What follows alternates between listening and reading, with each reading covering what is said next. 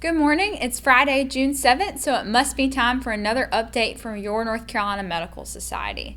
Another busy week here at the North Carolina General Assembly in Raleigh. It's been a little bit hectic. One big issue that we want to point out to you is something that you've likely seen in the news. It's been all over the news this week. Is Senate Bill 359, the Born Alive Survivors Protection Act. Now, if you recall, the Senate overrode the governor's veto of this bill a few weeks ago, so it's been sitting on the House calendar waiting for a vote. So the House finally decided, okay, we're going to have a press conference on this issue, and we're going to go forward with the vote no matter what the outcome will be. The vote was 67 to 53, so what that means is the House did not override the governor's veto.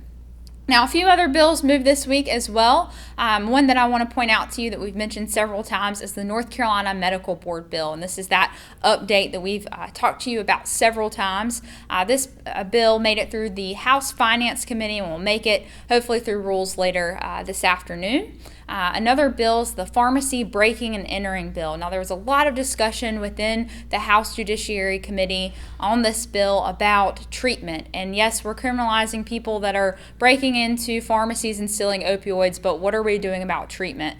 So that was a really positive conversation to see from legislators and legislators who aren't necessarily on health committee talking about how we need to focus on treatment. So again, that bill's moving forward, but hope that in the future we'll see some legislators filing some legislation around treatment.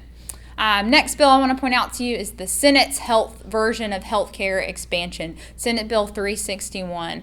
This bill was heard for discussion only within the Senate this week and actually removed the expansion of 1,000 IDD slots because the Senate decided to include that language within the budget. So that bill will likely be voted on again next week, but Senate had some conversations around that bill, but wanted to point that out to you. And one last bill that I'll mention to you is the Modify Physical Therapy Definition Bill, House Bill 358.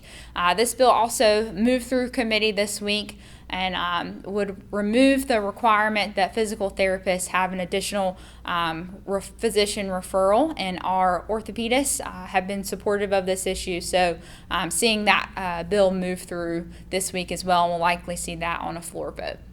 It's been a great week at the General Assembly. We have some wonderful Leadership College scholars coming next week for White Coat Wednesday, so just want to plug if you haven't visited us for White Coat Wednesday yet. Hopefully we're wrapping up session soon, so make sure you get on our calendar. We look forward to talking to you next week and hope you have a great weekend.